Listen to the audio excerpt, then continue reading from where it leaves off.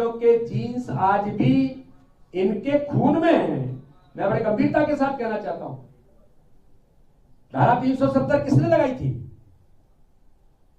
क्या बाबा साहब अंबेडकर धारा 370 से सहमति उनकी थी? और वो धारा 370 जिसके अंदर प्रावधान था कि जो सफाई कर्मी मित्र है वो जिंदगी भर सफाई कर्मी ही रहेगा, चाहे उसका बेटा कितना ही टैलेंटेड हो, कितना ही पढ़ सकता ही नहीं है।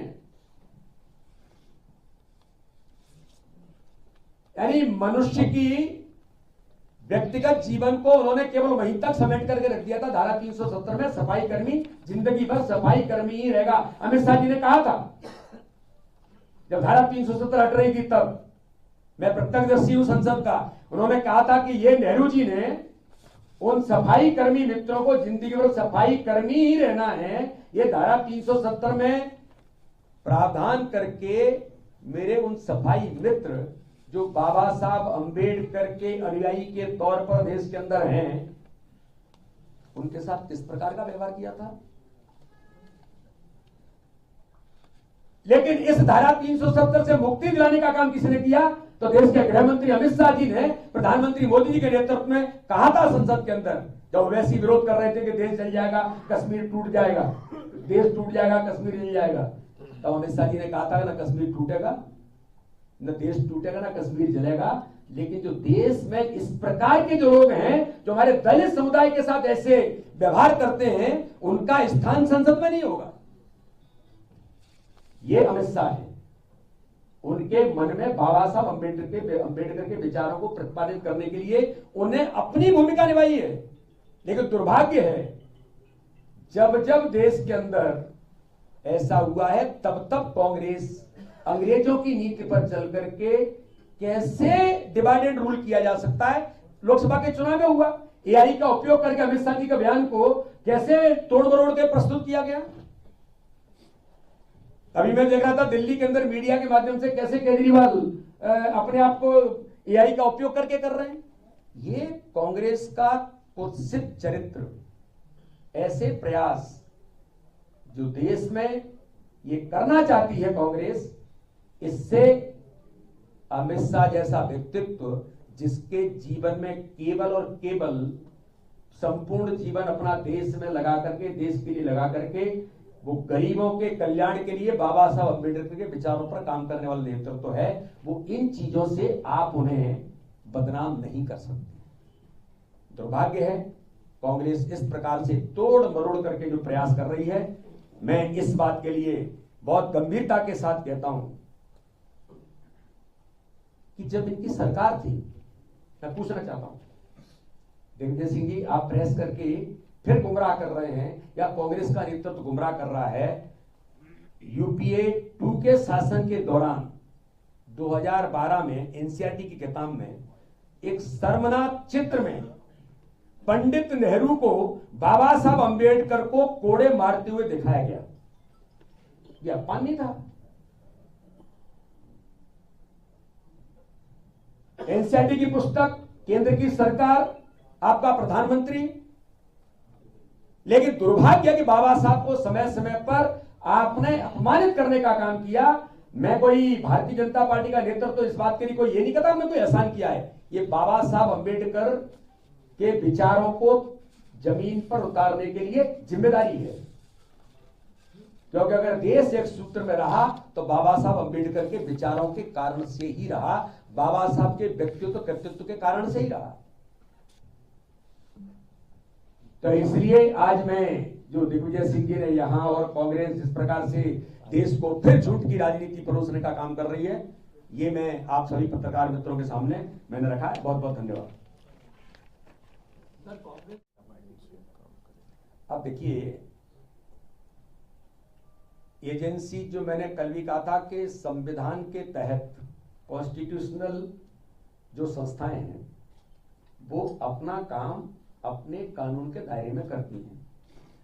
अगर मैं अब ये कहूं कि उसके अंतर्गत क्या है तो इससे बड़ा कोई झूठ है। जब तक कोई संस्था इसके बारे में उल्लेख ऑफिशियली ऑन रिकॉर्ड नहीं करे, अब उसमें कांग्रेस के कुछ लोग हैं तो क्या करोगे आप? पर ये हमारा काम नहीं है, ये उन संस्थाओं का काम है। कानून के दायरे में वो काम कर रही हैं, चाहे लोकायुक्त हो, चाहे ईओडब्ल्यू हो, चाहे ईडी हो, चाहे सीबीआई हो, अपने कानून के दायरे में वो काम करती हैं। उसके आधार पर फाइंडिंग्स क्या होंगी, क्या उसमें चीजें निकल कर आ रही हैं, ये काम हमारा नहीं है और ये काम उनका भी नहीं है, ये उन संस्थाओं का काम है जो कॉन्स्टिट्यूशनल आधार पर कानून के दायरे में काम करती है। लेकिन जिस तरीके से ईडी, आईडी और लोकायुक्त को इतनी बड़ी मात्रा में कैश मिला है, सोना मिला है, क्या आप मानते हैं कि मध्य प्रदेश में भ्रष्टाचार चरम पर आ गया है? देखिए, मेरा ऐसा मानना है कि ये जो चीजें होती हैं और इस प्रकार के करप्शन के खिलाफ काम करने वाली जो हमारी संस्थाएं हैं, वो ऐसी चीजें तो करती हैं। वो कहां से है, क्या है, मैंने कहा ना, इसके बारे में सारी चीज तो जब सामने आएगी, वो रिपोर्ट जब प्रस्तुत करेंगे तब ध्यान में आएगा कि ये कौन है, कहां का है, कैसे है। इसके बारे में आज हम कुछ नहीं कह सकते और हमारा कहना भी ठीक नहीं होगा। ये सारी चीजों पर, और जो भी इसमें, चाहे मध्य प्रदेश के हों या मध्य प्रदेश के बाहर के हों या विदेश के हों, कहीं के भी हों, उनके खिलाफ कानून अपना काम बेहतर तरीके से करेगा। जिस जनादेश की आप बात करते हैं या मोदी करते हैं, तो कांग्रेस कहती है ये जनादेश वनादेश सब मिलावटी है, बनावटी है। ईवीएम को छोड़ करके बैलेट पेपर से चुनाव करा के देख लें। तो ये दूसरा, संगठन के चुनाव चल रहे हैं, अपील समिति की बैठक थी, क्या उम्मीद करें कार्यकर्ता जो यहाँ अपील करने आए हैं, क्या कर रही है पार्टी? देश की जनता का शुद्ध अपमान है कांग्रेस का ये कहना कि इतना बड़ा मैंडेट, अगर हिमाचल में कांग्रेस को मैंडेट मिला तो वो भी है क्या, कर्नाटक में मिला था तो वो भी है क्या। इतने बड़े मैंडेट के आधार पर जिस प्रकार से ईवीएम पर प्रश्न खड़ा करके माननीय सर्वोच्च न्यायालय से बड़ा तो अब न मैं हूं न वो है, माननीय सर्वोच्च न्यायालय ने भी इनको फटकार लगाई। तो ये देश के जनमानस का अपमान कांग्रेस हमेशा से करती भी रही है और ये अपमान है। अपील समिति में, डेमोक्रेटिक राइट में, इंटरनल डेमोक्रेसी में हमारा कार्यकर्ता अगर उसे लगता है कि मुझे कुछ कहना है, जैसे माना कि उम्र किसी कार्यकर्ता की ज्यादा है, हमने क्राइटेरिया में तय किया, अगर 1-2 साल कहीं कुछ है और वो आकर के कहता है कि नहीं मुझे क्यों हटा दिया, तो उसका अधिकार है। तो इसको हम गलत नहीं मानते हैं। ये इंटरनल डेमोक्रेसी ऑर्गेनाइजेशन में ये भारतीय जनता पार्टी में ही हो सकती है और कहीं नहीं हो सकती। इसलिए कार्यकर्ता आते हैं, अपनी बात कहते हैं, हमारे महामंत्री जी बैठे हैं, हमारे अपील समिति के कार्यकर्ता हैं, ये सब लोग देखते हैं, सुनते हैं, बात करते हैं और कार्यकर्ता मस्त होकर के जाता है। मैं भी पता नहीं कितनों से मिलता हूं।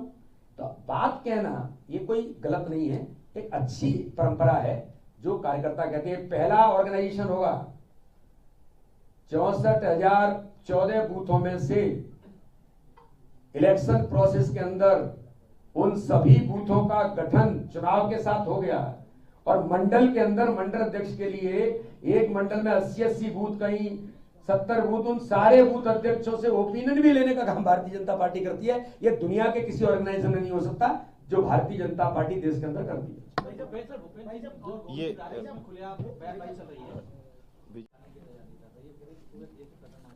अपने कार्यकर्ताओं को अपने विचार में कांग्रेस बाबा साहब अम्बेडकर के विचारों को लेकर के आए और उस पर कुछ काम करे तो अच्छा होगा। दिग्विजय सिंह ने एक और ट्वीट किया है, उसमें उन्होंने लिखा है कि मोदी जी ने अभी कुवैत में जो भाषण दिया है उसमें विश्व बंधुत्व की बात की है और यहाँ हिंदू मुस्लिम की बात करते हैं। मुझे ऐसा लगता है कि दिग्विजय सिंह को देश के अंदर कुछ भी अच्छा नहीं लगता है, हिंदुत्व भी उनके अच्छा नहीं लगता है और विश्व बंधुत्व भी अच्छा नहीं लगता है।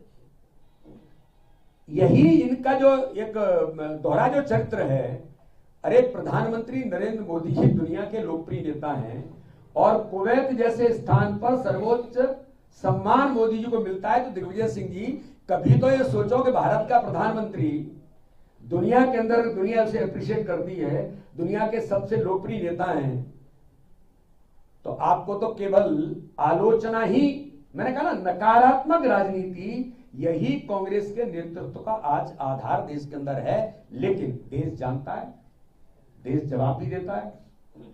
महाराष्ट्र में जवाब दिया, बाबा साहब अंबेडकर की चैतन्य भूमि से जनता ने बाबा साहब अंबेडकर ने आशीर्वाद दिया।